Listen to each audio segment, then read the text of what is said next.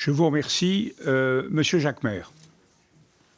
Merci, Monsieur le Président. Et puis merci à Christophe pour cet excellent rapport. Je l'ai lu et c'est vrai qu'il y a un niveau d'analyse, de précision et d'engagement dans les propositions qu'il fait qui est assez remarquable et qui devrait tous nous inspirer.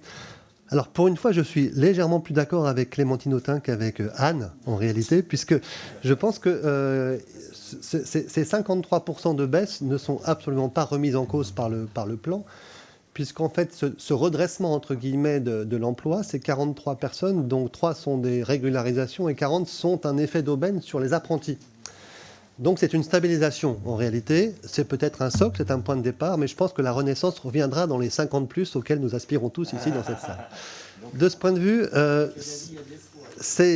n'est-ce pas, chers collègues?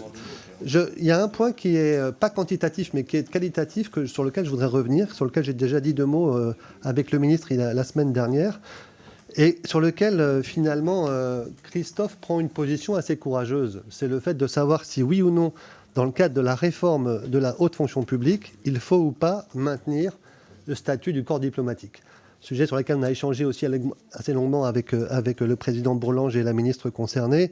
Je dois dire qu'aujourd'hui, l'équilibre n'est pas trouvé. Les professions et la profession des diplomates aujourd'hui est un peu en retrait, je dirais pas en rupture, mais en retrait par rapport à la réforme. Et je pense qu'il faut prendre ce sujet d'une façon un peu différente, avec le fait que chacun doit regarder un peu devant sa porte. Si on regarde effectivement quel a été le comportement du corps diplomatique à la tête finalement de la gestion du Quai d'Orsay dans les 20 dernières années, on voit effectivement qu'il a réussi à préserver, je dirais, ses effectifs au détriment des métiers dits, entre guillemets, périphériques.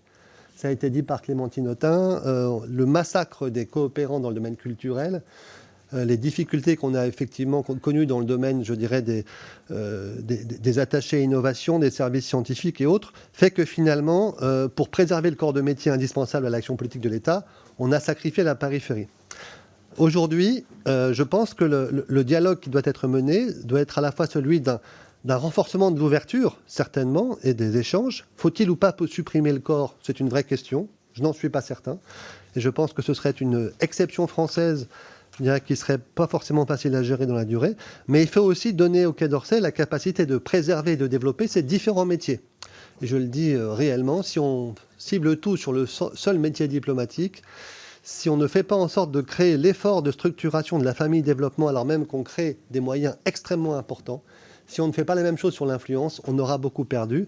Et de ce point de vue, je pense qu'il y a une nécessité d'avoir un appel à une meilleure travail collectif, coordination et réflexion au sein du gouvernement et de la majorité sur ce sujet sensible. Merci, Monsieur le Président, et merci, Monsieur le rapporteur. Merci, Monsieur le député.